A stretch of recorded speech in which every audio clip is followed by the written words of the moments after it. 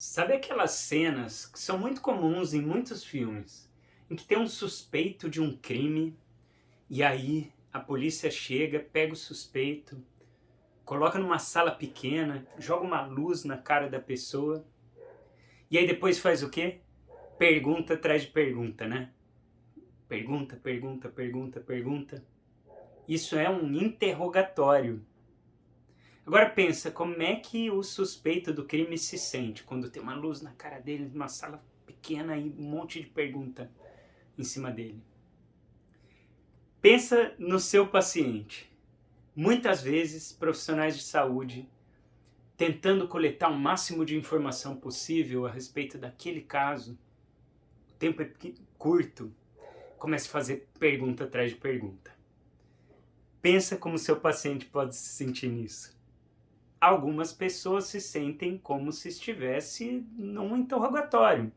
É um interrogatório um tanto diferente, né, desse do filme, porque o seu paciente quer colaborar e ele quer esclarecer ao máximo as questões, porque se ele, na ideia dele, se ele deixar mais claro o que ele está sentindo, como é que está acontecendo, né, aonde ele sente a dor e desde quando, se ele deixar mais claro possível, na cabeça do paciente, melhor vai ser o tratamento.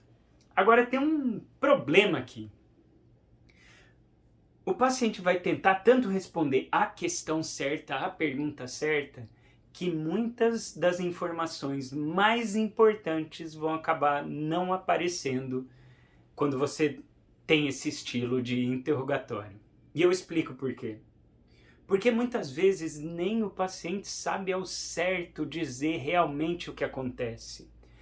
Tem coisas que precisam de tempo para ser formuladas. A gente não tem a resposta pronta para tudo nessa vida. Não tem, às vezes, em alguns momentos, você mesmo que está assistindo esse vídeo, você não está, sei lá, andando na rua e você tem um insight do nada, você pensa e você reflete sobre algo, você, nossa, o que aconteceu é isso, e você vai fazendo relações. Isso não acontece na sua vida?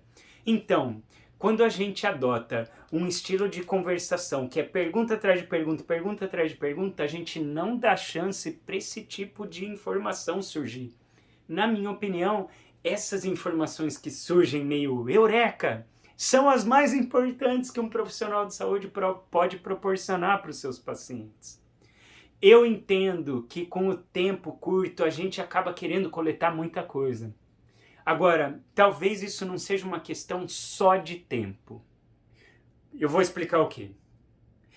Parte dessa informação que vai surgindo é baseada em uma relação que pode ser construída entre um profissional de saúde e um paciente ou um cliente, dependendo de como você chama.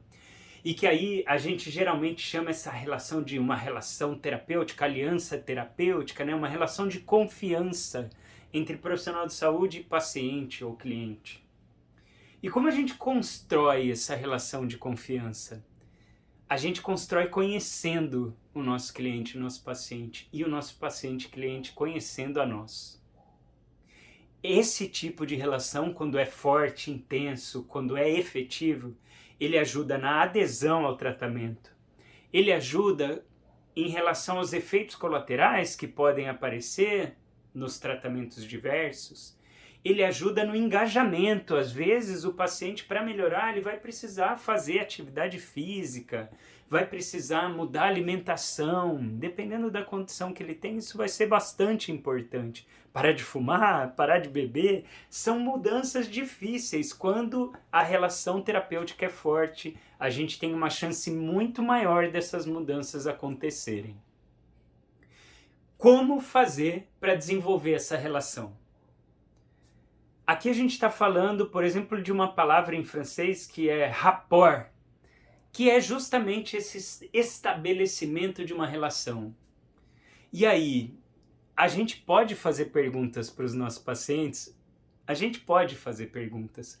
E o ideal é que essas perguntas sejam feitas em um estilo mais próximo do que uma conversa entre dois seres humanos. Porque pensa bem, quando você está conversando com um amigo, com uma amiga, você não faz uma bateria de perguntas. A conversa tende a ser mais fluida. Eu não estou falando aqui para você bater papo com o seu paciente. É importante você ter em mente qual é a função, qual é o seu objetivo com com aquelas perguntas ou com aquela conversa. Mas que o estilo seja mais próximo de uma conversa do dia a dia. A partir daí você vai conhecendo melhor aquela pessoa na sua frente. Quais são os gostos? O que aquela pessoa considera importante na vida dela? Quais são os limites? Quais são as limitações do dia a dia? Do que essa pessoa tem medo? Você vai tentando identificar essas coisas a partir de uma conversa. Outra coisa que a gente pode fazer é adotar um estilo mais reflexivo de conversação, e aqui eu estou falando de refletir como um espelho reflete. Espelho vai ser uma metáfora que a gente vai usar muito ao longo desse vídeo. Então, a gente pode refletir o que o paciente disse como um espelho. Então, o paciente diz algo, a gente devolve para o paciente, às vezes com as mesmas palavras, às vezes a gente elabora, a gente entende o que o paciente quer dizer e a gente devolve para o paciente com as nossas próprias palavras, ou seja, as palavras já voltam de um outro jeito ali naquela conversa. Mas mais para frente eu vou falar mais sobre esse estilo. A gente pode prestar atenção na comunicação não verbal.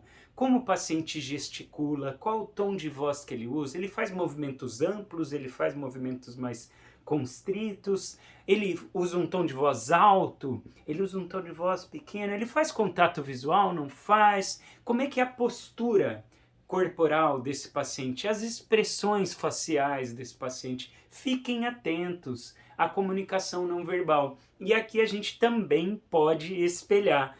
Não é imitar o paciente, não é fazer igualzinho e também não é fugir do seu próprio estilo. Tem profissionais de saúde que gesticulam mais, tem profissionais de saúde que gesticulam menos. Mas pensa no seu comportamento. Quando você está em contextos diferentes, você também não costuma mudar o seu comportamento, a sua maneira de falar? Por exemplo, se você está num boteco, numa apresentação da dissertação do seu mestrado, ou numa igreja, você vai se comportar de uma maneira diferente. São ambientes diferentes que exigem gestos diferentes, tons de voz diferentes. Assim, você pode também adequar o seu estilo de comunicação para o que cada paciente traz para você e você adequando ao estilo próprio de cada paciente. Às vezes você vai falar um pouco mais alto, às vezes um pouco mais baixo, às vezes você gesticula mais, às vezes menos. Outra coisa importante nesse sentido de adequar é o ritmo da sessão. A sessão tem um ritmo. Eu adoro música e aí eu adoro essa comparação do ritmo de uma música com o ritmo de uma sessão. Às vezes o ritmo da música é mais rápido, não é? Às vezes o ritmo da música é mais lento, mais devagar. E você pode ir dosando o ritmo da sua sessão também. Às vezes você vai ser mais rápido, vai acelerar um pouco mais a conversa. Às vezes você desacelera, respira, fala um pouco mais devagar e você vai dosando isso conforme a necessidade do seu paciente. Eu estou falando aqui que comunicação é uma arte, né? Não é algo simples e que a gente, eu sei fazer, eu sei me comunicar. Todos esses elementos vão se combinando entre si. Última coisa que eu quero falar para vocês e que tem a ver com o ritmo é o silêncio. Então eu falei às vezes da gente desacelerar, mas às vezes a gente pode inclusive usar o silêncio de uma maneira racional, sistemática. Na verdade, mais do que isso, mais do que racional e sistemática, é usar o silêncio com uma função específica. Se você não souber direito como você está usando silêncio, pode ser que você passe a imagem de alguém que está inseguro, que não sabe o que fazer, que está meio assim sem saber qual é a melhor forma de lidar com aquele paciente. Quando você tem mais segurança em como usar o silêncio e para que usar o silêncio, você pode, em alguns momentos, esperar um tempo antes de falar em cima do paciente. Então, o paciente te trouxe alguma coisa, você reflete, respira, dá um tempo e depois fala. Isso, quando você faz de uma maneira mais consciente, dá muita segurança, isso aumenta muito a segurança que o paciente vai sentir na relação terapêutica e também dá o tempo para tanto você quanto o paciente, às vezes, sentirem o que está acontecendo ali. Às vezes o paciente traz algo que traz uma emoção intensa, traz uma emoção mais difícil, esse silêncio pode ajudar muito, tanto a você se organizar e estar centrado quanto o seu próprio paciente. O uso do silêncio pode ser uma arma muito eficaz no tratamento das pessoas. A gente ainda vai falar mais especificamente sobre cada um dos pontos que eu levantei aqui. Aqui eu trouxe de uma forma mais generalizada, assim, né? E depois a gente pode ir escolhendo um por um e vai abordando ao longo dos vídeos, tá bom? A gente se vê num próximo vídeo. Um abraço para todo mundo.